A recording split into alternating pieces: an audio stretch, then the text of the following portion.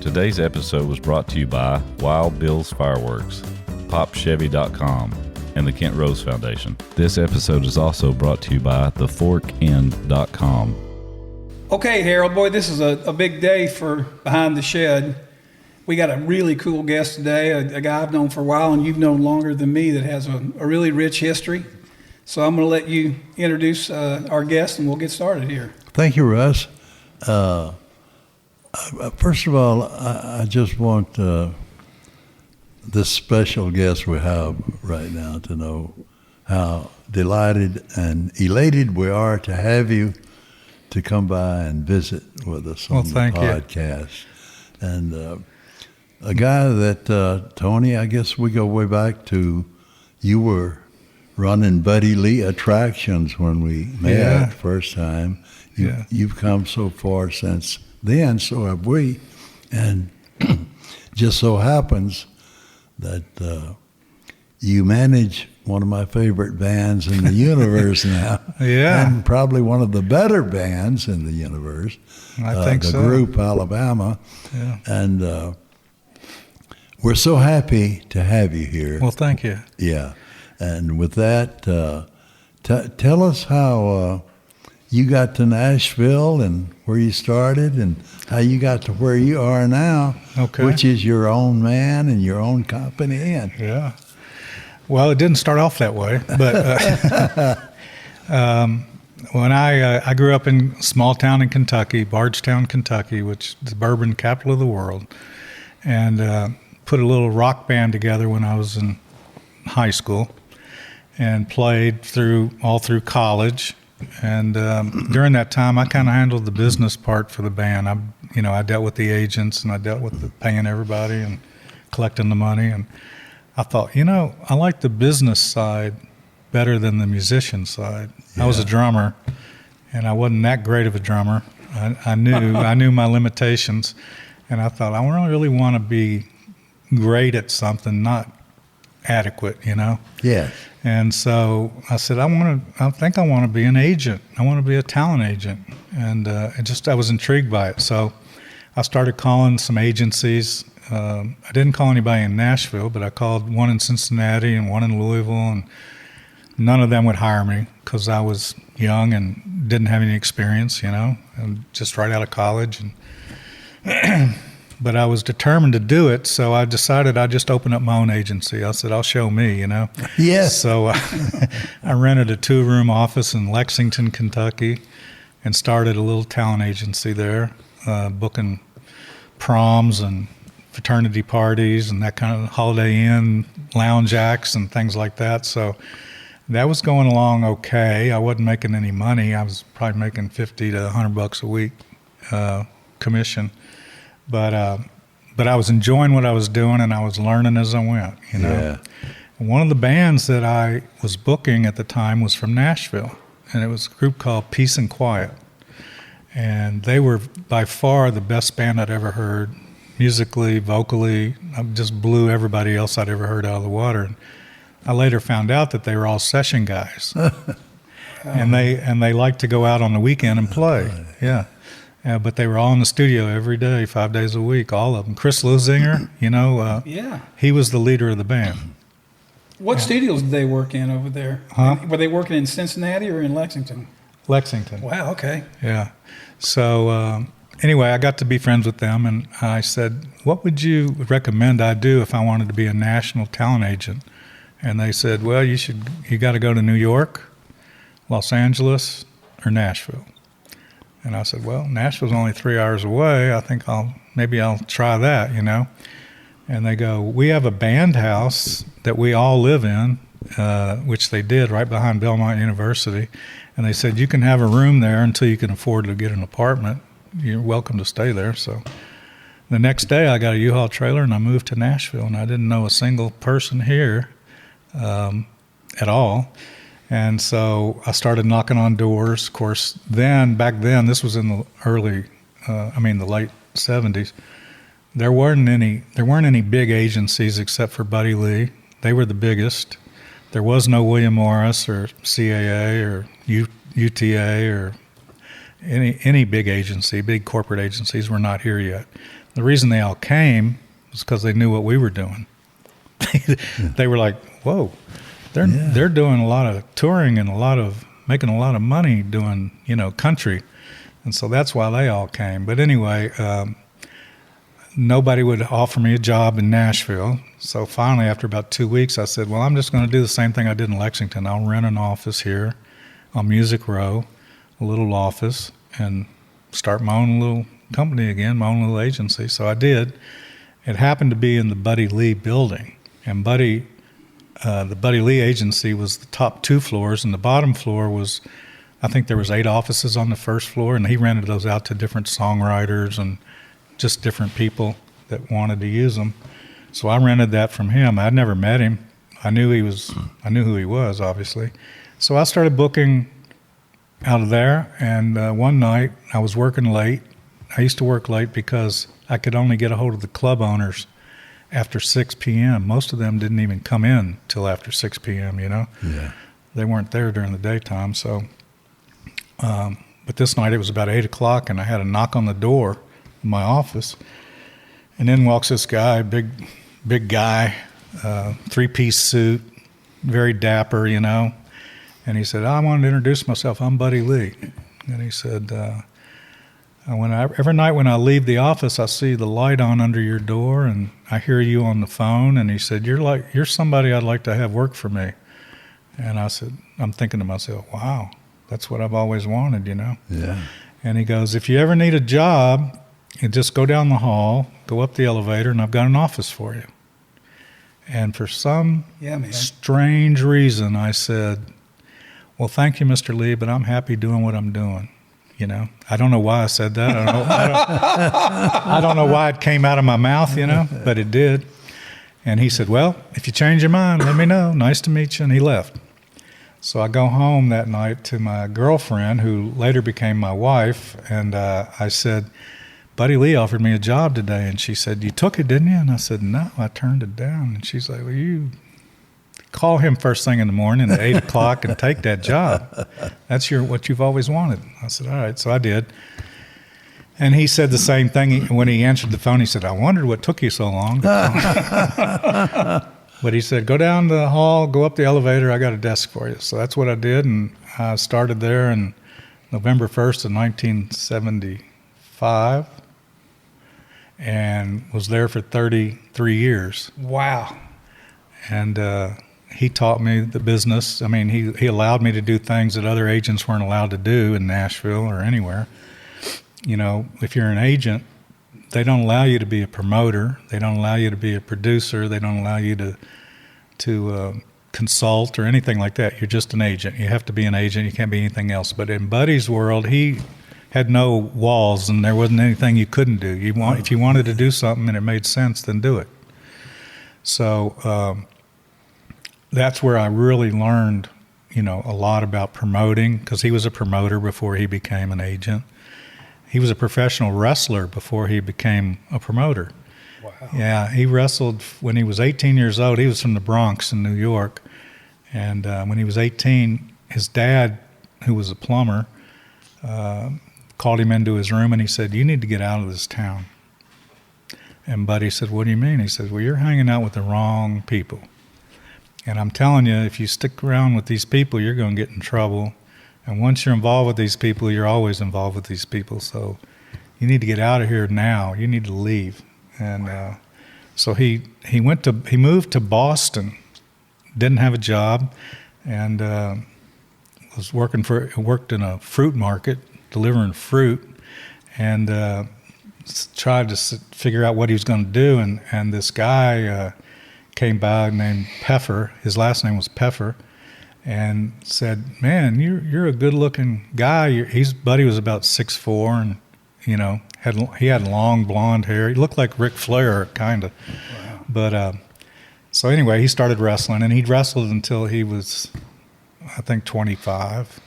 But it just beat him up. It was rough. He said they used to jump 500 miles a night to go to the next match, and they got paid $50 to wrestle. Wow.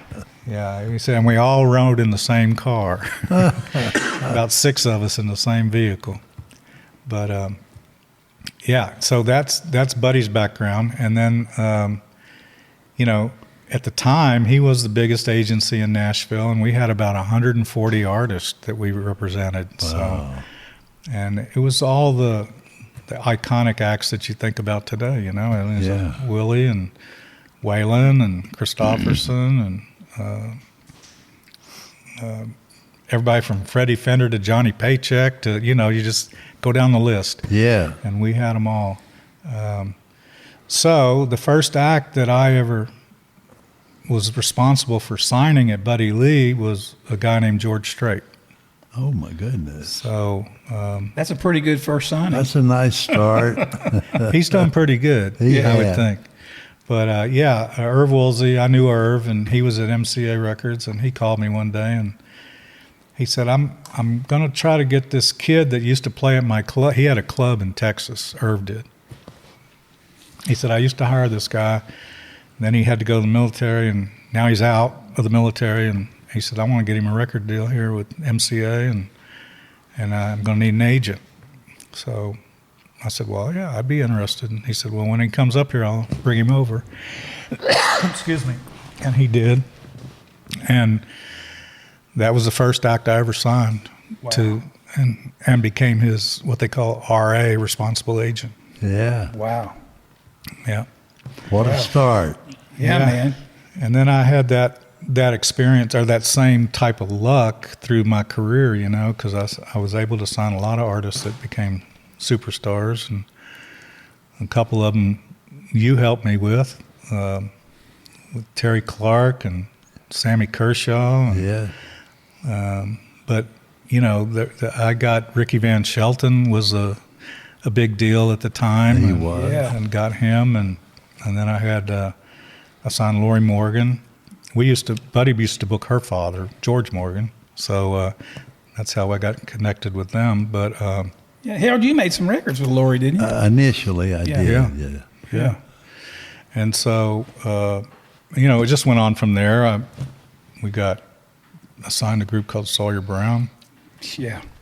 and they won a TV contest. That was the first musical TV I remember. contest that Ed McMahon was the host of. I can't remember. You Something Can to be a star. You Can Be a Star. Yeah. And they won that, and they won $100,000. And I remember them calling me up from the backstage that night and saying, do we have to pay you 10%? I said, no, not on a contest. I don't think I deserve That's anything funny. from that. So, That's funny. yeah. And then, I had a lot of girls. I signed Patty Loveless, Mary Chapin Carpenter, Yeah. Trisha Yearwood, KT Oslin. Yep. You know, there's a lot of females, and I guess I had a reputation of being able to deal with them. Yeah. You know, but every time there was a new female country artist, they'd want to have a meeting, so that was good. Yeah. And then I got, Garth Brooks. That was another big, huge experience for me, and then I got the Dixie Chicks. Wow. Signed them before. We had them 8 years before they ever got their record deal.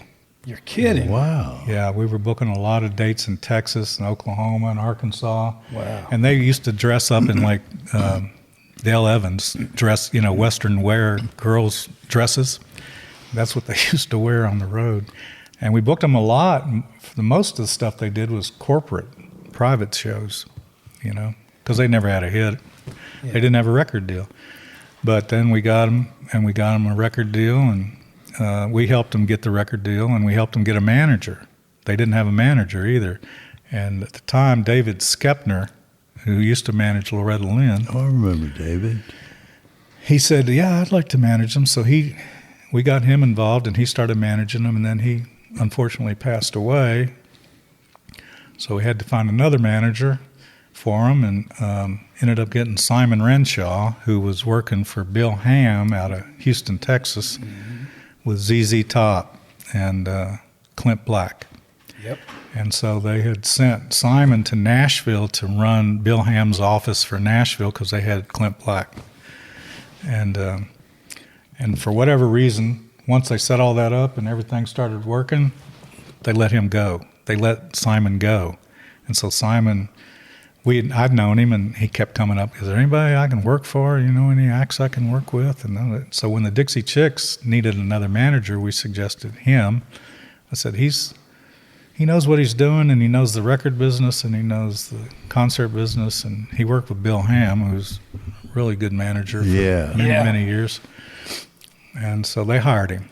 So the Dixie Chicks hired Simon, and he was with them until he retired, really. Let's see, who else after that? So then we, you just keep thinking of the highlights, but assigned Miranda Lambert. Okay. Jason Aldean. Okay. A lot of those acts back in the, the 2000s and the 90s, anything that was going on then, we were fortunate enough to have them because, as you know, who you're associated with will associate you with other people. So if I was Garth Brooks' agent, everybody wanted me to be their agent. Right. If I was Dixie Chicks' agent, everybody wanted me to be, until they got in trouble, which we tried to fix, when they had their little problem in London. Yeah. But they weren't going to apologize. They were just going to deal with whatever happened. And of course, it just shut them down, really. Yeah. Shut them down. Now they're back out touring again. But so I've had a wonderful, great career as an agent. And then after 33 years, my partner, I became co-owner of the agency. Buddy and I were 50-50 partners. And so when he got cancer and he passed away, he asked for me to have a meeting with him in Houston. And this was a few weeks before he passed, and he had his whole family there, and I guess they hadn't been told that I was his partner, and he wanted them to know that I owned half of the company, and if he wasn't around, that they needed to deal with me. Wow. As far as the agency goes, and two of his children worked there at the time, Joey and Donna. And so I did, and he called me in the room and he goes, I want you to make me a promise. He said, I'm not going to be around much longer. He said, but I want you to make me a promise that you'll stay with the agency for at least 10 more years. And so you can teach my kids and my wife how the business works and how it runs. And he said, they're not capable of doing that on their own. And I really need you to promise me that you'll do that. And I said, well, sure, buddy. I mean, I'm not going anywhere. I own half this company. I plan to be there the rest of my life, Yeah. So he passed away, and so I took over and did what he asked me to do. But it got really difficult probably in the second or third year after he passed away when I was dealing with a lot of things I wanted to do. I wanted the company to continue to grow. I wanted to hire more agents, and I wanted to sign more acts, and I wanted bigger office space. I was a dreamer, and but I felt confident about it. And but Buddy's wife, Rita, she just didn't feel the same. She wanted it to stay the way it was. Don't want to change anything. Just I'm happy with the way it is. And it's like, well, we got a lot of competitors coming into town. William Morris is here now, and CAA, and it's not like everybody's just going to come to us. It's going to be a war going on to get these acts. They're going to fight over them. And she said, well, no, I just want to keep it the way it is. So that kind of started me thinking, this might not work out. But I did make Buddy a promise, 10 years, so I'm going to stick with that promise. And so 10 years to the day, I turned in my resignation and sold my half of the company back to the Lee family and decided I was going to open up my own. I figured I could be an agent, I could be a manager, I could be a promoter, whatever I wanted to do, like Buddy had taught me. So I opened up my own little agency. That was in 2009. And I didn't really have any clients, by the way, and I'd signed a non-compete at Buddy's for 24 months. I couldn't represent anybody that I had represented at Buddy Lee Attractions for 2 years. Wow. So I thought, well, I can get through that. I'll find some other acts that I haven't represented, and I'll work with them. But So at that time was the same time that Alabama had gotten a call from Brad Paisley. You know, they had disbanded in 2004, as you know, from touring for 30-some years, and that was it. They were done, you know. And but Brad Paisley wrote this song called Old Alabama, and that was probably in 2011, something like that. Big hit record. 2011. And he so he was always a big fan of Alabama's, and he called Randy Owen and he said, I wrote this song called Old Alabama, and it's got pieces of all your all's hits. And I was wondering if you all could get back together and sing on it with me, sing the harmony parts. And the way the story goes, the way I was told, is Randy said, well, we haven't sung together in 8 years. I don't even know if we can still sing. He said, and we really don't talk to each other that much. You know, we live in the same town, but we just, when it was over, it was over. But let me call Jeff and Teddy and see what they say. So he called them and said that Brad Paisley wanted them to sing on this song, and they said, well, let's see. And Randy says, I don't know if we can pull it off, but let's go try. So they went in the studio with him, and as Teddy told me, the first line, I think they were singing some part of Mountain Music, and he said their harmonies were exactly the same as they were when they started. Not when they ended, but when they started. He said it was on pitch, it was perfect key, and they sounded just like, you know, Alabama. It's supposed to. And they all three looked at each other kind of like in shock, you know, like we can still do this. Yeah. You know, Yeah, man. Still pull this off. Yeah. So so they recorded it. He released it. It became a #1 song for Brad Paisley. Yeah. With special guest Alabama. So he calls them up and he goes, hey, I'm doing a 40-city tour, and I was wondering if you all could be my surprise special guest. Or I don't think he said surprise, but my special guest on the tour.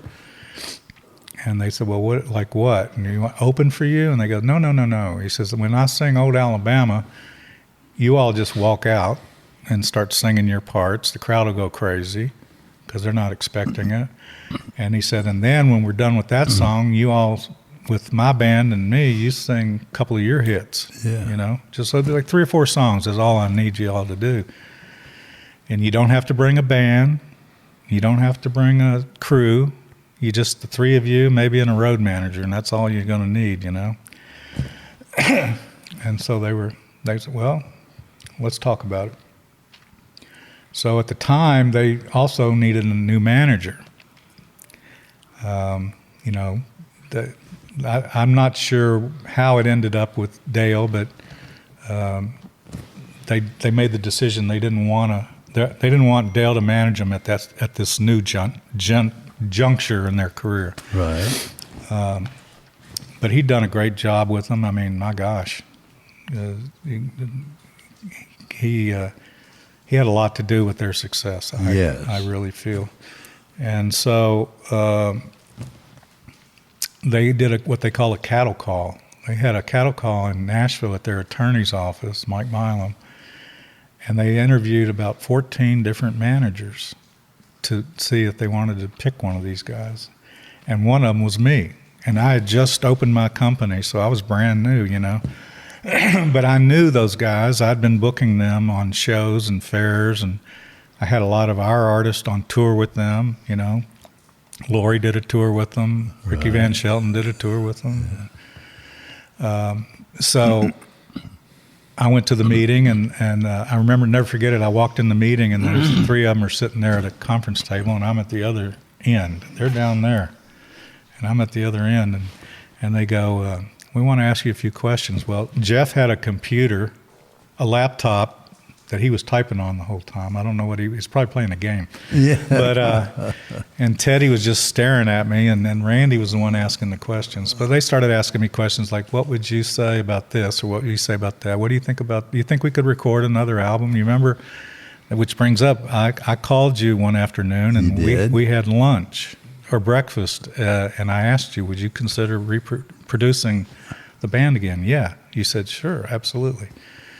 So anyway, long story short, I left that meeting, and they hired another guy to be their manager. And the guy was Corin Capshaw with Red Light Management. Mm-hmm. And at the time, he was, he had Dave Matthews Band, and didn't really have any country artist at the time, I don't think. But for whatever reason, they decided to go with him. Well, 3 months go by, and I get a phone call. Now it's Christmas time. It's December 23rd, and I get a phone call from Randy, Teddy, and Jeff. They're all three on the phone. And they go, hey, we need to talk to you about something. Can you come to Fort Payne tomorrow and meet with us? And I was like, tomorrow's Christmas Eve, and I got two little children, and I don't think I can leave on Christmas Eve, but I'll come down there right after Christmas. And they all started laughing because they knew I wasn't going to come down there on Christmas Eve. And so I said, I'll be down there on the 26th. So the day after Christmas, I drove down to Fort Payne. I'd never been to Fort Payne. Went to their, what they called their world headquarters, which was huge. It used to be a Chevrolet dealership, actually. Yeah. But and they had a museum and a fan club and rehearsal hall, and they stored all their equipment there. They had plenty of room for everything. But anyway, we had the meeting, and they go, well, the reason we called you is because we're going to let Mr. Capshaw go. And they'd only been with him for a few months, Wow. And I said, problem? He said, well, no, not really. He said, I think he's good at what he does, and he sold us on him, but he said, we haven't spoken to him since the day we interviewed him at Mike Milan's office. He turned us over to some junior people in his company, and we've never had a conversation. We've never had any direction from him, and we're just not happy with that, and so we're going to go with somebody else. I said, okay. And they said, well, so we wanted to know if you'd be interested in being our manager. And I said, well, of course. That's why I went to that meeting, last year. But absolutely. And so they said, okay, could you leave the room for a few minutes? And so I left the room and went out in the hall. And it wasn't 30 seconds, I don't think. They said, hey, come on back in. And they said, okay, we voted. And he said, the way this works, Tony, is it has to be a majority of the vote has to be the winner. And he said, so all three of us voted for you to be the manager. So there's only two things that you have to agree to on top of that. And I said, okay, what's that? And he goes, well, our former manager, which was a good thing, went to 95% of our concerts with us. He was at every show. And the reason he was at every show is because if something happened or something wasn't right, he could get it fixed. He would be there, and he could do the settlement, and he could ask questions, and he could collect the money, and So that's what we need you to do. You need to go to every show we do and be available in case there's a need for something. I said, okay, well, how many shows are you all thinking about doing? Because at the time, they were only going to get back together to do one tour, one short tour, like 25 shows. That was it. And when that was done, they were done. And so I'm thinking to myself, well, 25 shows, that's not bad. I won't have to go. That's not bad, but I wasn't thinking that for every show it's 3 days. It's a day to get there, a day to do the show, and a day to get home. Yeah. So, those 25 days turned into 100 days. So, but I said, sure, I'll do that. And then the other thing was, they really wanted to do a new record. That's when I met with you. Yeah. And I said, I don't know. So I went to their former label, RCA, and they were like, no. Joe was still there. And he said, it's just not something we want to do right now. I was like, well, you got their catalog. I mean, my gosh. But they didn't do it. And I went to everybody. I went to Universal. And everybody kind of him hauled around and was like, no, don't think so. Well, one of the people that I had known and I was really impressed with their independent record label was BMG. BMG was, a worldwide publishing company, but they had started a record label, and they putting a lot of money into promoting and marketing anything that they signed. And so the guy name was Koss Weaver, I think was his name, and he was running BMG. And so they made him a nice offer to do the album and a good deal on the back end. So it came time for to start working on it, picking the songs and figuring everything out. And I kept saying, who do y'all? Harold, I had a meeting with Harold, and he said he'd love to do it. And they go, well, Harold's the best. But then they kept saying at the same time, we've never produced our own record. We think we could produce our record better than anybody. Mm-hmm. And I was like, well, if you don't know how to do that, but if you know how to do it, maybe you're right. And they said, well, we want to try that. We want to try to produce our own selves. Mm-hmm. And so that's what they did. And they came up with the songs. We got hundreds and hundreds and hundreds of songs submitted, but they picked them out. And then they came up with the title. I didn't come up with that. They came up with the Southern Drawl, not drawl, but drawl. Drawl. And that was the first album that they had done since 2003, something like that. And it did well. It did very well on everywhere but radio. Radio wouldn't play them, for some reason. I guess they feel like, well, we gave them all we had at the time, so we don't need to keep giving it to them back.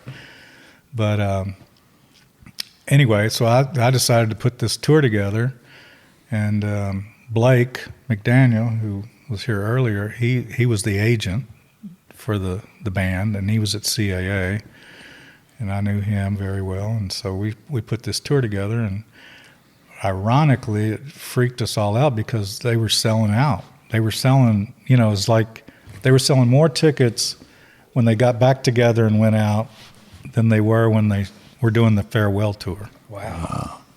Yeah. And so they enjoyed it, and they were getting paid big money, the biggest money they'd ever been paid on tour forever. And so they were enjoying it, they were enjoying it. And so then we got more offers kept coming in. I said, I know you guys said you only want to do 25 shows, but maybe we could do 25 more next year. And they said, okay. Everybody agree with that? Yeah. Okay. So that was the second year I was managing, and that would have been 2010. And since that time, we've done 338 concerts with Alabama. And they are still touring. They're still touring, getting ready to go to Macon, Georgia next week. Yeah. So it's been a wonderful experience for me. I mean, I never dreamed that I would be, when I became a new manager, that I would have a super group like that to work with, And because of that, other artists kept contacting us, and Randy Travis had divorced his wife, who was his manager, and at the time he wanted a new manager, and then but right in the middle of all that, he had the stroke, Mm-hmm. And so when I took over management on Randy, he couldn't sing, and he couldn't walk, and he could barely talk. He could say some few words, And everybody kept saying, what in the world are you doing trying to manage Randy Travis? He's not able to go in the studio anymore. He can't record a song anymore. And I said, well, I'm thinking there's something. And he needed income because when he went through his divorce, Of course, that was 50% of everything that he had, Yeah. So I said, I'm going to come up with some idea. I don't know what it's going to be. I'm going to try to get him a book deal. He can read and he could write, but he just couldn't talk, So I said, if I get him a book deal, that'll start the ball rolling, his life story by him. And then let me work on, I'm sure there's some songs that Kyle Lenning recorded that had never been released. So I called Kyle, and he said, yeah. He said, we always cut 2 or 3 songs more than we were going to use on each album. He said, and they're all in L.A. in storage. And I said, well, if you went out there and went through the storage, could you find 12, 15 songs, you think? There's that many? He goes, oh, yeah, there's plenty. So he did. He went out to L.A. and went through the vault and found all these unreleased songs that he had recorded and sent them back to me. And, man, they were just the same Randy Travis, Yeah. You could hear a hit and a hit and a hit. So I went to Warner Brothers and said, we need to put this out as a new album of new music of Randy Travis, And so while that, and they agreed, but while that was all going on, there's 4 or 5 of the songs they couldn't determine who owned them or who had recorded them. Kyle said, I don't remember recording this song or whatever. So we were trying to, and so the lawyers at Warner Brothers were checking everything. They were checking with the union and checking everybody to make sure that they own those songs. And some of them were DreamWorks songs that when Randy went to Word Records, which was when he was going through his gospel period, then he went from Word to DreamWorks. But he never released, I don't think he ever released anything off of DreamWorks. I don't think so. But they did record, some songs. Stroud produced some songs on him. So anyway, we got this going, and then I came up with the idea that I had stolen from Elvis in Concert, which the people at Graceland had contacted us to come down and see this show that they had put together because they wanted to tour it. They wanted to tour it all over the world. And it's called Elvis in Concert, and it was his original band, the whole original band, the Stamps Quartet, the Imperials, the Sweet Inspirations, and Joe Gercio, who was his conductor, arranger, and a 16-piece orchestra. And so they would play live, and Elvis was on video singing. Yep. On these giant 50-foot video walls. Yeah. Excuse me, got a cold. But anyway,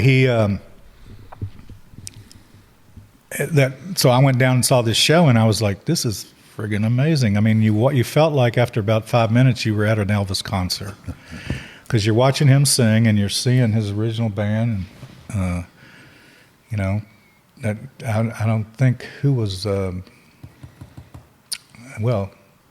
Tutt. Ronnie Tutt. Ronnie Tutt was the drummer, and Yeah. I know David Hood went out with them for a while from most shows, yeah. Yeah, and the bass player, he was a producer. Not Norbert. Norbert Putnam. Yeah. He was playing in it. So anyway, I said, I bet I could put something like that together with Randy. I'll just take live concert footage of him, isolate his face and his voice, take all that music off and the crowd noise off, and let the band, his original band, back him live to a click track, and it'll be just like that Elvis in Concert. And the Elvis in Concert was selling out arenas. Yeah. It was a big deal. Today's episode was brought to you by Wild Bill's Fireworks, PopChevy.com, and the Kent Rose Foundation. This episode is also brought to you by theforkend.com. So I explained it to Randy and Mary. Then I went to Warner Brothers and explained it to them, and they were like, "Well, if you think this might work, well, we're open to talking about it." Found all of his original 9 band members, which had gone on to do other things, and told them what I was trying to do, and So anyway, long story short, we put the show together, and it's instead of Randy singing on video, we actually hired a guy to sing live his vocal, and Randy helped pick him out because we were trying to find somebody. We didn't want anybody to impersonate him. We just wanted somebody that could sing those songs and get close to what they sounded like. And so this guy, James Dupree from Louisiana, who Randy had been in a movie with, he also had his acting career stuff going on. And he had been in a movie with this I call him a kid because he was in his 20s. He played Randy's son. And Randy, in that movie, I think it was called The Price, and Randy's an old country singer that's dying, and he hadn't reconciled with his son, and his son didn't talk, but then on his dying bed, he told his son, I want you to take over where I left off in the music career, and blah, blah, blah. It's a pretty cool little movie. Yeah. But so we got him. So he sings 18 of Randy's #1 songs in the concert. The band is the original Randy Travis band, and at the beginning of the show, Randy comes out on stage. He walks out on stage and sits in a chair, and 2 chairs, one for him and one for Mary, on stage, so that the audience can see him in person, and he can react with them on between songs and stuff. And then we put a whole video package together where, for the very beginning of his career when he was a kid, all the way through him winning the awards and not getting a record deal, getting turned down by everybody in Nashville for 2 times, 3 times, and being a cook at the Palace out at Opryland. Right. And then we go all the way up until he has the stroke, and we show all that. We show him in the hospital, and we do that between songs. Wow. Where did you do the first show at? Where did we do the first show? The Ryman. Wow. We did the Ryman Auditorium. Very emotional, I'm guessing. Oh, it was unbelievable, and it sold out immediately. Nobody knew how people were going to react, because it just never had been done before. Yeah. But they loved it. They cried, standing ovations 2 or 3 times during the show. And at the end of the show, he didn't really want to do it, but we talked. We kept telling him, Randy, if you can pull this off, this will be the climax of the show. So at the end of Forever Never Amen, which is the last song on the encore, you need to sing the Amen, just like you did when you got inducted in the Country Music Hall of Fame, And then we need to ask the audience to sing along Amazing Grace. He can sing that whole song, Amazing Grace. Wow. And so it was hard. It's hard for him, but he's like, okay, and he did. Well, standing ovation, tears, everybody's crying. It was unbelievable. And so that's how the show ends. He does the, Amen at the end of that. And then he joins the band and the crowd and James. They all sing together the last song. So it works, and we've done about 80-some shows. Wow! Right now, he just finished playing, and he was in Beverly Hills Saturday night. Wow! Did a concert. You know what? I got to say again, what we always say: something that's never been done before. That's it. Yeah, that's the key. Yeah, and it's just like with Alabama and Harold, that had never been done before. Yep. When they first came to town, the town really wasn't in favor of the group. They were they were the complete opposite of what country music artists were supposed to look like or sound like. And, they were in T-shirts, jeans, and tennis shoes and long hair, and all the other country acts were wearing nudie suits and had burrs. So, it was a big difference. It was a big difference in the look. It was. And the sound. But I think I credit you with giving them a lot of that rock, that southern country rock sound that they've ended up being noted for. I mean, there's very few people that you could even say are close to that, have repeated that, you know what I mean? I appreciate that, Tony. Well, it's true. But, you know, I think who? Well, Charlie Daniels for a little while, and Leonard Skinner, and, you know, but there's just not been another band in country music yet that has accomplished what you all were able to accomplish through those years, and it's legendary and it's iconic, and it will never happen again. There'll never be a band to have 43 number one singles again. Yeah, no kidding. 21 consecutive. Yeah. George Strait beat them. You know, he's got 60 or 61, I think. And Ronnie Milsap had 40 or 41 number ones. Mm-hmm. But still, I mean, it's just not going to ever happen again because the charts don't work that way anymore, and radio's different now than it's ever been. So, I told Harold this, but we met on the country music cruise. I'm working for Star Vista, and of course Tony was on it with Randy and everything. And we had a little meeting about doing this new Alabama thing, this re-record kind of live thing, if you will. And we were talking about Alabama, and the two guys from the company were there, and we were talking about Alabama. And Tony said, you know, if it wasn't for Harold Shedd, there wouldn't be an Alabama. And I thought, boy, what a compliment, you know? Well, which I think's true, too, yeah. It's true, and the band agrees with me, you know, and a lot of people do. Yeah. So I think Harold should be considered the fifth member of Alabama for what he was able to do all those years. Amen. In fact, he in the show now, in our live concert, Randy tells a story every night about when they were doing Roll On at your studio, and it was snowing, and it was cold, and it was freezing, and so they said, how are we going to get this intro done with the CB radio and trucker talking to each other? And they said, well, hell, our bus is parked out here in the lot. Why don't we just get our bus driver to be the guy? And the way the story goes, he tells us to the audience. He said, our producer, Harold Shedd, told one of his engineers, get as long a mic cord as you can get. That's great. Take it out to their bus, and I want to hear the engine start up. I want to hear the and I want to hear the driver say, how about you there, Alabama? And they recorded that night in the parking lot at your studio in their bus. Wow. That's how they got the intro to that. And it was bad weather. Yeah, they said it was freezing cold. Oh, my God.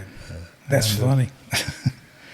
Yeah, and that's the name of their tour right now, is the Roll On 2. Roll On Tour. Roll On 2. Roll On 2. Because they did a Roll On tour back when you were working with them, and now they're doing another one. Yeah. So it's Roll On 2. Wow. That's cool. That's way cool. Hey, so I heard you talking earlier, and we're going to jump all around here. You were mentioning some Elvis stories, and that you had met Elvis or talked with Elvis. And I never met Elvis. Or getting to know Colonel Tom. Yeah. Yeah, Buddy was friends with Colonel Parker, and ironically, my roommate in my apartment with me was a guy named Sean Nielsen. And Sean Nielsen was the high tenor part in the Stamps Quartet. Mm-hmm. I think his uncle was J.D. Sumner. Wow! But he was my roommate. And it was just it just happened that way. And so he would tell me all kinds of Elvis stuff and Colonel Parker stuff. And one of the stories that I tell about Sean and Elvis and Colonel Parker and all that was, I got my secretary, Nancy, who would later become my wife. I come back from lunch one afternoon, and she said, I don't know if somebody's playing a joke on me or what, but she said, I had a phone call from a guy that said he was Elvis Presley, and he wanted to speak to you. I was like, what in the world? I mean, he doesn't know me. I don't know him. And she said, well, he left a phone number, and he said that this phone is in the kitchen at his house, and if he doesn't answer it when we call back, his father will answer, and his name is Vernon. So I said, well, okay, well, what do they want? They want Sean Nielsen. They want Sean to call him. Well, I said, all right. Well, we didn't have a landline phone back then, and we didn't have cell phones. So I got in the car and drove over to my apartment. Sean was there asleep, taking a nap. And I told him, I said, we just got a call from Elvis. He wants to talk to you. And he's kind of waking up, and he's kind of groggy. He said, yeah. He probably wants me to come down to Memphis and just sing some gospel songs with him. He said, we've done that 4 or 5 times, and he just does it when he feels like it. And wow. I was like, well, call him. Here's the number. And he said, oh, yeah, that's the kitchen number. So we knew it was Elvis. Yeah. Oh, that's so he great. calls him, and he said, Sean, I need you to do a big favor for me, and you're the only person that can do it. And he said, so here's what it is. My plane, Lisa Marie, is in the air right now. It's heading to Nashville. And it's going to land at the airport, and I want you to get on that plane, and then they're going to turn around and go to Denver, Colorado. And a friend of mine, a good friend of mine, who was a police chief in Denver, died. And I was going to go sing at his funeral, but for whatever reason, he couldn't do it. So he said, I want you to go, and I want you to sing Danny Boy a cappella at the funeral, at the gravesite, not at the church. So Sean's like, okay. So we go to the airport. He gets on the plane. They go to Denver. And a limousine picks him up, drives him straight to the cemetery. He gets out, and of course the preacher knew he was coming, and so he said, and now a gift from Elvis Presley. One of his band members, Sean, is going to sing a song in honor of whatever the police chief was. So he sings Danny Boy, gets back in the limousine, gets back on the plane, flies back to Nashville. They called me and they said, we're going to land at about 6 o'clock. And so I go pick him up at the airport. And when he's coming down the steps, the pilot gives him an envelope. And it says, and when he got in the car, he was reading it. It was like, Dear Sean, nobody else could have ever done this. You're my one and only dependable person I can call on all the time. Love, Elvis. And there was $5,000 in cash. Oh, my goodness.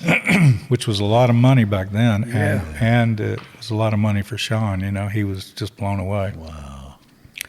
But yeah, that was my one Elvis situation experience. And then the other one with Colonel Parker, him and Buddy had been friends for years, so I think he was kind of wearing Buddy out a lot about being in the Country Music Hall of Fame. He thought he should be in the Country Music Hall of Fame, Colonel Parker. And Buddy was like, to himself, I'm not going to speak for Buddy, but he probably said that ain't going to happen. But so Colonel Parker keeps calling him, and finally Buddy said, well, I got this young kid here working with me that's on the CMA board. I mean, maybe you should talk to him about this, and maybe he can help you better than I can, because he knows all those board members, and And so Parker said, yeah, let me talk to him. What's his name? So he calls me, and he tells me the story, and he's got a lot of balls, Colonel Parker, because he was like, I deserve to be in the Country Music Hall of Fame for everything that I've done, from Hank Snow to Elvis and Eddie Arnold, and all the money I've donated to charity, and the limousine that I donated to the Country Music Hall of Fame, Elvis's limousine, and blah, blah, blah. He just won't stop, he's just hammering me. And I said, well, I understand, Colonel. I'll be glad to take it to the committee. I'll be glad to take it. And I said, but honestly, the one thing I'm going to say to you right now is it might be difficult for you to get in the Hall of Fame because Elvis is not in the Hall of Fame. I think if Elvis was in the Hall of Fame, maybe it would make it a lot easier for you to be in the Hall of Fame. And he said, well, Elvis will be in the Hall of Fame one day, but I definitely need to be in the Hall of Fame. So you can go to work on that, And so I did. Naive me, I go into the board and pitching Colonel Tom Parker for the Hall of Fame, and I got a lot of looks. And And they go, well, say the same thing, well, Tony, Elvis Presley's not even in the Hall of Fame yet. Why would we put him in there before, So I'm just asking. I've been asked to ask, and here's all of his things he's done. So however that works, you all put it in the pipe and smoke it, Yeah. And so I called Parker back. I said, okay, you've been submitted now. We'll see what happens. Well, he'd call me once a week. Oh, wow. And if I was on another call or not in the office when he called, he'd say, get somebody to find him and have him call me back in 5 minutes. I'm a very busy man. Click. But so fun. yeah, and then he asked me to produce his 80th birthday party in Las Vegas at the Las Vegas Hilton. So I did that. I'd spent a couple of weeks putting that together, and Baron Hilton paid for the whole thing, and it was a big deal. There's about 1,000 people there in the ballroom. Wow. And but I asked him, I said, well, Colonel, what do you want on your birthday party? What kind of music do you want? And he was like, I want a comedian, I want a magician, I want a girl singer, I want a male crooner, and I want a 16-piece orchestra.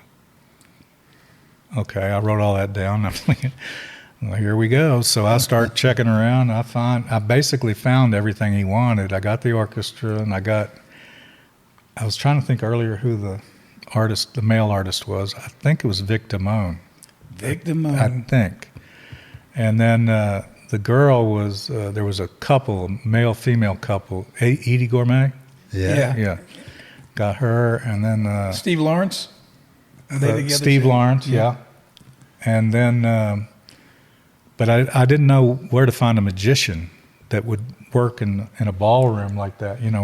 They'd have to do something quick and big. And so I called Colonel Parker back. I said, what kind of magician do you want? I said, he goes, have you ever heard of Harry Blackstone Jr.? And I said, yes, sir. I represent Harry Blackstone Jr. Wow. He said, well, he's the only magician that ever opened for Elvis Presley. And he said, he opened for Elvis in Aloha from Hawaii when they filmed that TV special. And he said he did about 30 minutes opening act for Elvis. So he knew him, and I said, well, I know him. I represent him. I'm his agent, but if you want him, I'm sure he'll do it. And he did. So we did the whole Colonel Parker birthday celebration. Wow. It was kind of cool. That is so cool. That is way cool. Yeah. Wow. So Now, by any stretch, was Joe Gershel the band director for that? He still? was. Yeah. He was. Yeah. Joe was, he was good friends with Parker. Yeah. In fact, he told me one time, he said, a lot of people have asked me to write a book about Elvis and Parker. He said, I won't go near that. He said, because I want to tell you something, Tony. He said, Elvis knew exactly what Colonel Parker was doing and did and went along with it. And people always felt like Colonel Parker was maybe taking advantage of Elvis, and he was getting 50% instead of 15 or 20%. He was taking 50%. But Elvis knew that, he agreed to it. So it wasn't Colonel Parker trying to take advantage of him. He agreed to the deal, and the deal worked for Elvis, and it worked for Colonel Parker. He said there was some disagreements from time to time on certain things that Elvis wanted to do and the Colonel didn't want to do, or the Colonel wanted him to do and Elvis didn't want to do. And some of those have come to life in this movie that just got released, which was really a well-done movie. Tom Hanks played Colonel Parker. And but Elvis wanted to play Las Vegas, and he wanted to have a big orchestra, and he'd never played with an orchestra before. And so he kept telling Colonel Parker, I want that orchestra at the Las Vegas Hilton, and that was Joe Gershel. Yeah. He backed everybody that played at the Las Vegas Hilton. It was called Joe Gershel and the something Horns. I didn't know that. Anyway, so finally, Parker hired Joe Garcia to be the musical director and the arranger and the conductor. Joe's the one that came up with the 2001 Space Odyssey. Knew that. Yep. Introduction, of the way the show started. Yeah. And but yeah, we became good buddies through the years. And he actually, Joe, I kind of did the same thing with Joe after Elvis died. Joe said, I still have all the arrangements and the charts. I can do an 80-piece orchestra. I said, well, why don't I put you on tour with the symphony orchestras around the country? I mean, you could go in and do a night, what did I call it? Something, Joe Garcia's tribute to Elvis, or, the music of Elvis Presley, conducted and performed by Joe Garcia. That's what it was. And I did. I booked him on some of those shows, and he loved it, especially in Europe. I sent him to Europe a couple of times. And he would just go work with the symphony orchestra and be the conductor and the arranger, and it was all Elvis music, but it was great. That's cool. It's weird how you have connections with people that you would never think you would have anything to do with, or you didn't know them, you didn't. Like Elvis Presley is probably the biggest superstar in the history of America. Yeah, I don't think probably. In I my think mind, he is. Me too. And just like Alabama, they're the biggest country rock band in the history of country music. Yeah, man. Period. Mm-hmm. In fact, we have an intro at all their concerts now. It's kind of cool. They didn't like it at first, but now they see how the audience reacts, and so the stage is dark, and Randy and Teddy come out, they're in place with the band.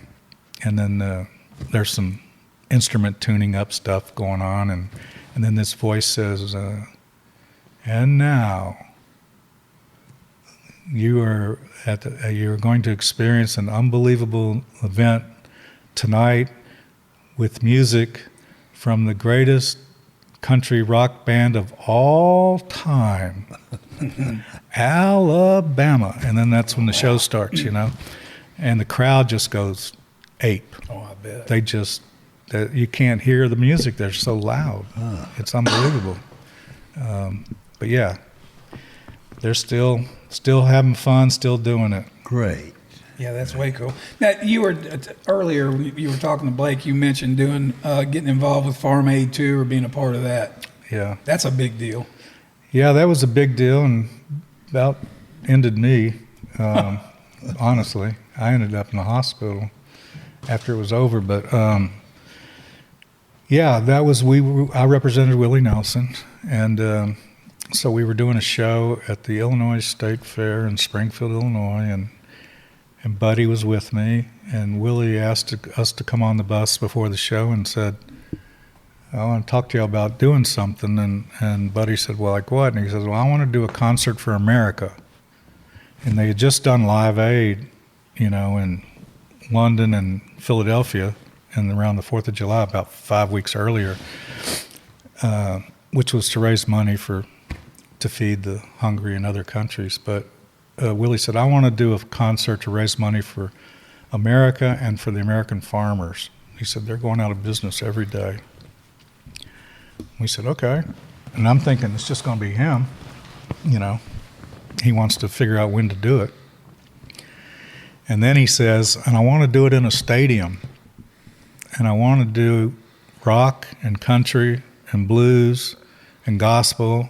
I want to do all genres of music. And I want to get the biggest names that exist, because I want to raise a lot of money, And I want to be televised live, and I want to sell 80,000 tickets. And, I was like, he might have been smoking way too much that afternoon. But I said, well, okay. And he said, can you get the governor? Is he coming to the show tonight? Yes, sir. Well, can you get him on here so we could ask him if he could help us find a stadium here in Illinois? Because that's the heartland of America. So the governor came, he got on the bus, he brought it, and that's the funny thing, he brought the state trooper with him, his bodyguard. And of course, Willie smokes pot like he smoked cigarettes. So, and there's the governor and the state trooper sitting there. They don't say a word. And Willie says, "I need a stadium. You got a stadium here in Illinois that they could donate for this concert?" And the governor's like, they said, "Soldier Field in Chicago." No, Willie said, "No, I need something in the farmland. I need something like in central Illinois or Indiana or Kentucky, whatever." And the governor said, "Well, the biggest stadium we've got is in Champaign, Illinois, and it's 80,000 seats at the University of Illinois." And he said, "Let me call them and see if they're available, what days they've got available." And he asked Willie, "When do you want to do this?" He said, "As soon as we can." Well, that really sent shockwaves up me, because I figured, how in the world you can pull this off as soon as you can? That meant in about 4 or 5 weeks, which was what it was. Wow. And so the governor called the school, and they said, "Yeah, we're open on this Saturday." I think it was September the 23rd or the 28th. I can't remember. Anyway, governor said, "Well, hold on to that. Don't let anybody do anything with it. I'm going to do a show there that day with Willie Nelson." So he leaves, and Buddy says to Willie, "Well, Willie, who are you going to get to? This is a big undertaking. Who are you going to get to promote this?" And Willie said, "You. You're going to promote it." And Buddy's like, "Me?" And he said, "Yeah, you know how to promote. You've been promoting me for years." And Buddy said, "Well, okay." And then he said, "Well, who's going to get all this technical stage and lights and sound and video and TV and who's going to do that?" And he goes, "Tony." And he said, "Well, what about all the talent? Who's going to coordinate all that? And you want all these acts on the show?" And he said, "Well, Tony, that's what you do, isn't it?" And I was like, "Yeah." He said, "All right, well, y'all get to work on it. I got to go do a show." So, Can you have it by next week? well, really, I mean, yeah, it was the next day. We were on calls with 20 or 30 people, It's unbelievable. But we we pulled it off. We had 68 acts on one day, on one stage. We had the only time it had ever been used, the second time it had ever been used was the turntable stage, excuse me, which was 80-foot diameter circle. Wow. And there was a wall right down the middle. So while this act is performing in front of the crowd in the stadium, they're setting up the next act behind this wall and doing sound check while this one's playing. It's amazing how they pulled it off. And then when it's time, they turn the stage, and you got a whole nother band. There's no downtime. Yeah, man. So, and we'd sold out 80,000 tickets. We got, $500,000 in sponsorships. We got TNN to be the network to broadcast it live from 10 in the morning till midnight. And they paid, a fee to do that, which went into the pot, which was a big help. But anyway, the part that was the hardest for me was dealing with all these artists and their managers and their road managers and record labels. And then I started getting lobbied by people wanting to get on the show because everybody heard about it. But when somebody says, Willie says, "Okay, I want you to get John Denver and Bob Dylan and Merle Haggard and Billy Joel." You're just like, "Oh yeah, right, sure." Well, they're all going to do it, but they did. Yeah. I had to go track them all down and find out who represented who, but I got them all, and not one person said no. Wow. Not one person. And then we weren't paying them anything, weren't covering any expenses. It was all at their own expense to be on this. And so they knew what it was about. And, little things like John Fogerty. That's one of my favorite stories to tell, because I was done booking the whole show. We're about 2 weeks away, and I got a call from Francis Preston. at BMI. And she says, Tony, I need you to do me a favor. I said, yes, ma'am, what? And she goes, I need you to put John Fogerty on Farm Aid. And I said, I can't. And to be honest, at this time I was exhausted, and I was not going to add anybody else. There was no way. I was getting screamed at by the stage manager saying, we don't even think we can pull this off. And so I said, well, I'm sorry, Frances, but I just can't add any more acts. And I wasn't thinking about him. I wasn't thinking about who he was, you know. And she said, well, you really need to do this because he hasn't performed live in 11 years in front of anybody. And he's one of our clients, and he's a good guy, and he needs this shot. And I was like, I'm sorry. I can't do it. I can't do it, you know. And she said, well, you think about it. And so she called me back the next day, and she said, did you think about it? And of course, Frances Preston to me was a friend, and she's the one that got me on the CMA board. Yep. And she was probably the most powerful female in Nashville at the time. Yeah. And she knew everybody, and she was running the CMA. And so if there was anybody I wanted to help, it would have been her, you know. So I said, I'll tell you what, I'm going to let this guy sing one acoustic song. And she goes, no, he needs a band. He needs to bring his band. I was like, okay, 2 songs with his band, that's it. Thank you. You're not going to regret it, you know. So come day of the show, everything's going, you know, 100 miles an hour, and I hear the announcer say, coming up next, for the first time in 11 years, John Fogerty. And it hit me. I never really thought, well, who's John Fogerty? But when they said that, and I'm listening, and the crowd went crazy. In fact, they say that the stadium rocked a little bit. I believe it. Like 2 or 3 inches. Yeah, man. And they were stomping, and I said, John Fogerty, Creedence Clearwater Revival? That John Fogerty? Holy shit. You know, it just had never entered my mind that's who it was. Wow. And he started singing Bad Moon Rising, and I just started crying. I said, how could I have stopped this from happening in front? This is historic. And he had never played in public since he left the band. Wow. That was the first time. Wow. It was also the first time that Van Halen performed with, after David Lee Roth left, Sammy Hagar was their new lead singer. That was the first time they ever performed with him. I didn't know that. Wow.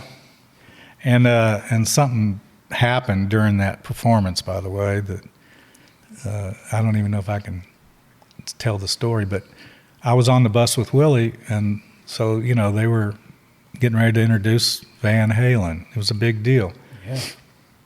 And so they introduced Van Halen, ladies and gentlemen, the first time with new lead vocalist Sammy Hagar.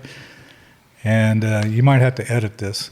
And so Sammy Hagar comes out, Eddie Van Halen comes out, and they go, hello, all you tractor motherfuckers. Oh, my God. Oh, all you tractor-loving motherfuckers.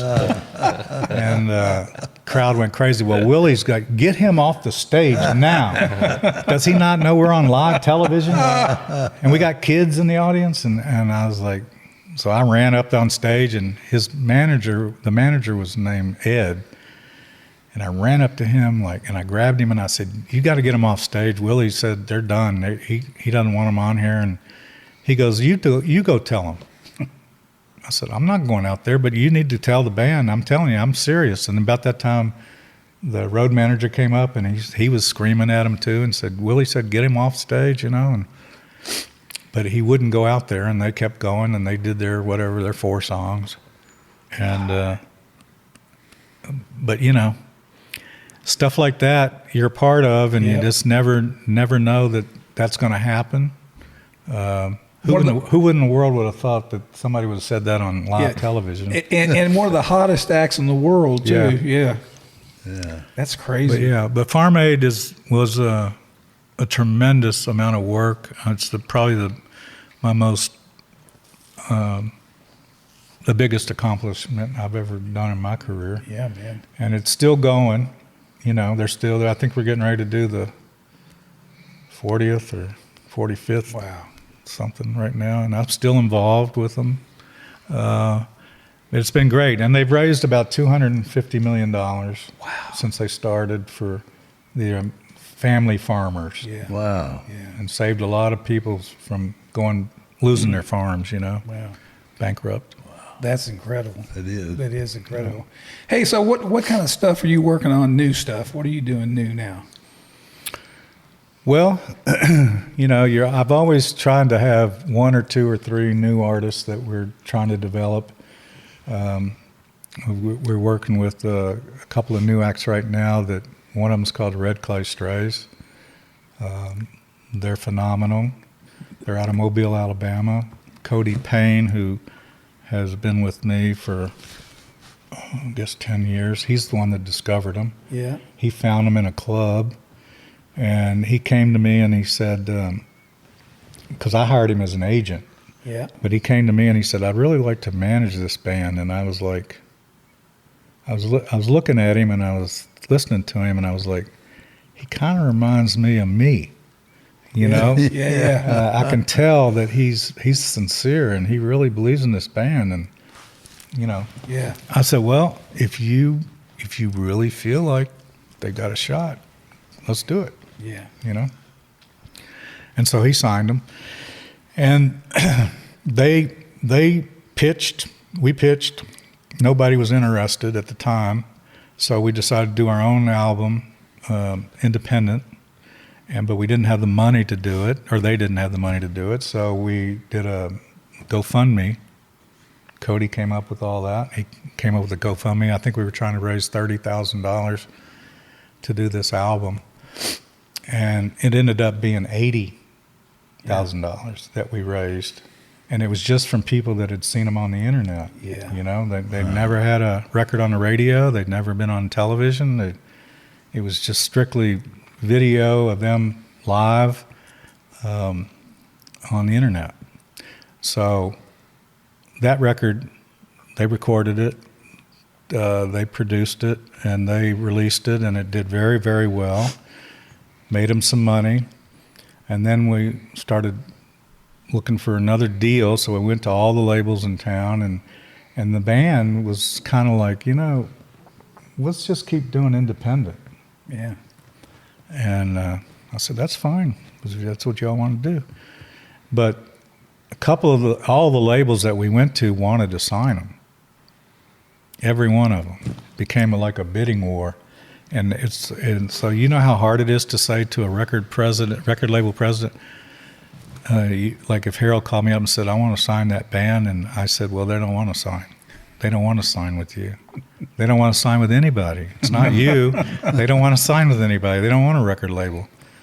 And so that's what we were doing, And a couple of them are my close friends, at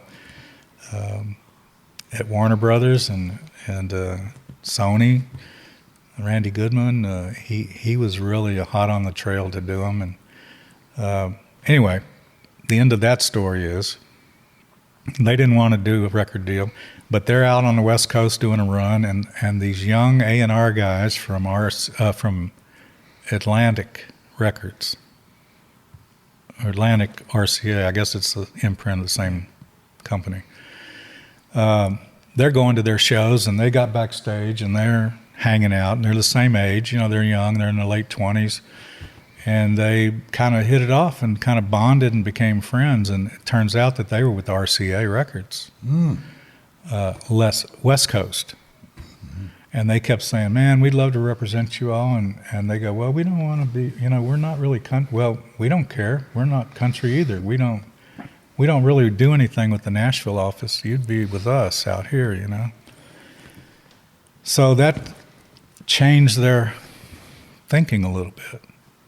And it got into cutting the deal, and I have to give Cody credit. He did an amazing job. I won't name numbers, but they offered them a big advance, big advance, and they turned it down. Which is incredibly unusual today. It is. Yeah. Yeah. And so then we talked, and Cody said, well, I just don't think they want to do this. And I was like, well, okay. I said, but if they offered them that much money as an advance, they'll double that. You know, I know they will. So he was like, well, he goes back and they doubled it. Yeah. The band says, no, we're not interested. Now, these guys are not, they're not well off at all. They'd been working for $2,500, $5,000 a night, 5 of them splitting it 5 ways, And this would have changed their lives, if they had done it. But they kept saying no. Wow. So finally, I think Cody went back to them and said, we're going to pass. We really, really, really appreciate what y'all done. And the guys like you. And if we ever try to do a deal with the label, we'll call you. And they go, well, we'll triple it. Wow. Oh, my God. And he said, well, I talked to the band. So talked to the band, and they go, well, yeah, let's do it. So they signed with RCA LA. Yeah. And that album, their first album, just came out. They're getting ready to release their second album.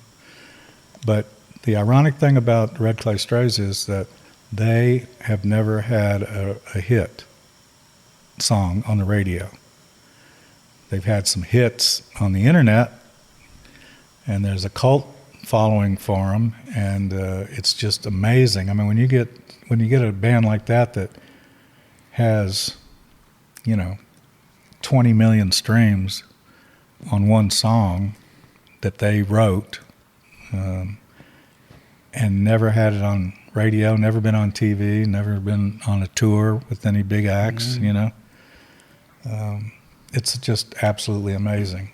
And I'll end the story with this little story. It was funny because Cody, I called Cody one day and I said, I want you to go to dinner with me tonight to meet with the AEG people. They were friends of mine that I'd done lots of business with through the years out of Los Angeles. They're like, next to Live Nation, they're the number 2 promoter in the country. Oh. And he goes, what do they want to talk about? What do they want? I just said, I just want you to meet them. They're not trying to get your tour or anything, but they're good people, and I've worked with them a lot, and you need to know them.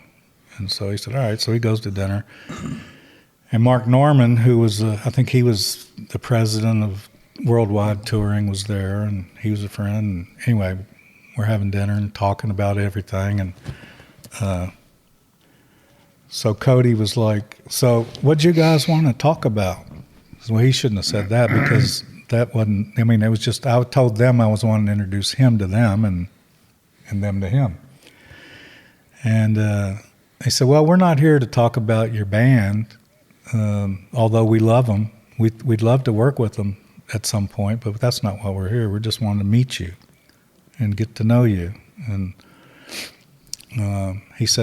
Cody said, okay, well, I appreciate that. He said, well, everybody tell me what you do, So Mark said, well, I'm the CEO and I do this. And the next guy says, I do this. And this girl goes, and I do the Rolling Stones tour. And then this guy goes, I do this and I do this. And Cody said, did you mean the real Rolling Stones? And they go, yeah, we're doing their tour this year. They're doing 25 shows. And stadiums, they're all stadiums. And he said, oh, that's cool. And you do all their? She said, yeah, I do everything for that tour. And he said, okay, well, cool. So anyway, at the end of the dinner, Mark Norman says to Cody, I'm not offering you a date on the Rolling Stones tour, but what if that happened? Do you think that your band would want to do that? And Cody was like, well, yeah, of course.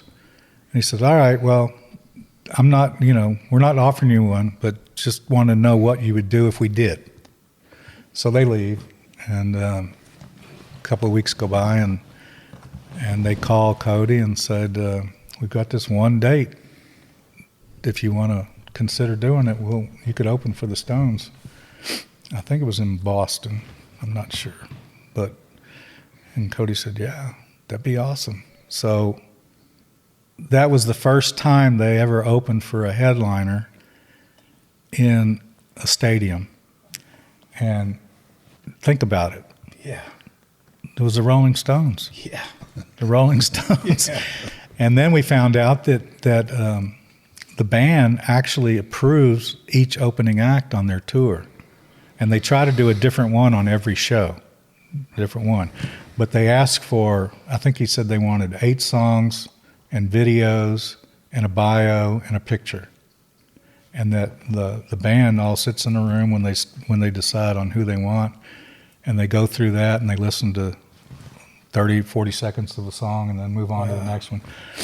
And they said that Jagger said, I like that Strait band. Wow. Let's try them.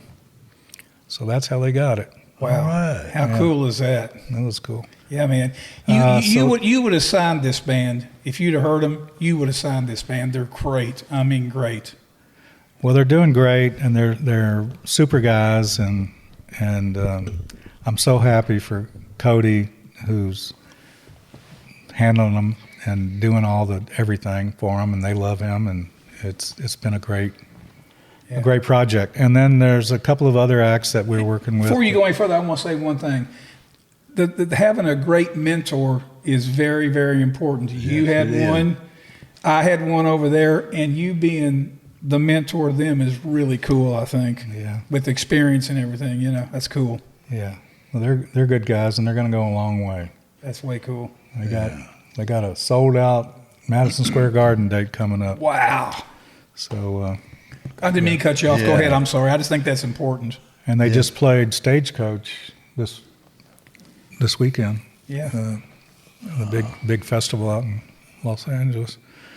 So, and then there's a couple of other acts, Mark Chestnut that we represent, and Exile. Mm-hmm. Remember Exile? Oh, yeah. We represent them. And, love Exile. And then we've got, we're actually working with Mark's son, Casey Chestnut. Who's really good, by the way. Who just got out of the Marine Corps and sings great, is a good songwriter, looks great. Mm-hmm. And Mark, we're managing Mark, but he asked me, he said, if there's anything you can do to help my son, he said, he's a lot better than I am.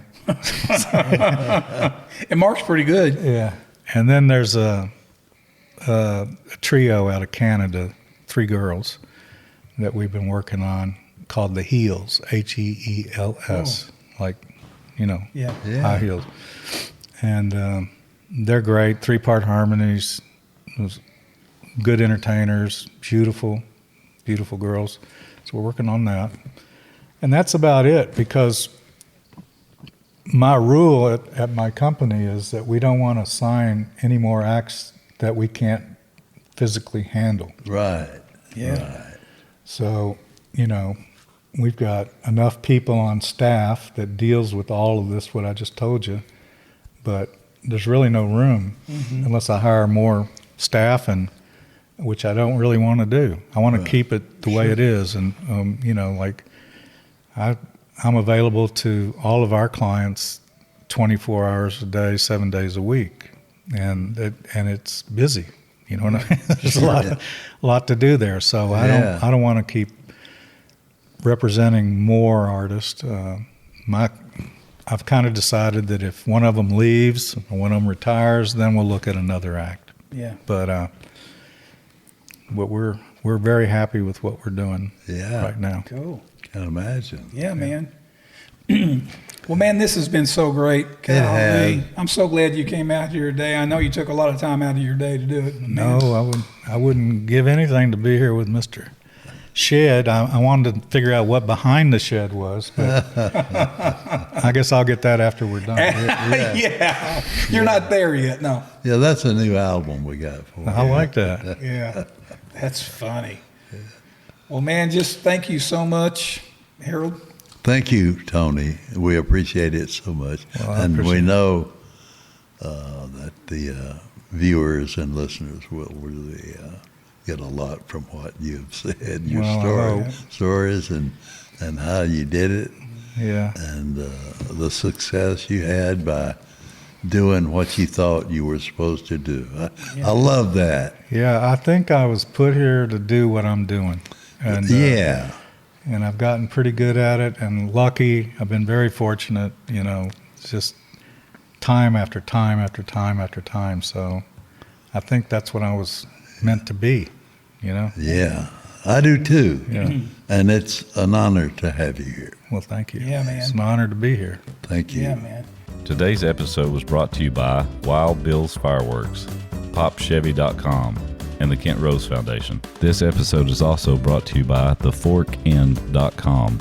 Tune in next week to the music station, WWCC with Harold Shedd, broadcasting live from beautiful downtown Bremen, Georgia, 1440 on your radio dial. What you just heard just happened. Thank you for listening to Behind the Shed. We hope you enjoyed it. Tune in next week as we go Behind the Shed.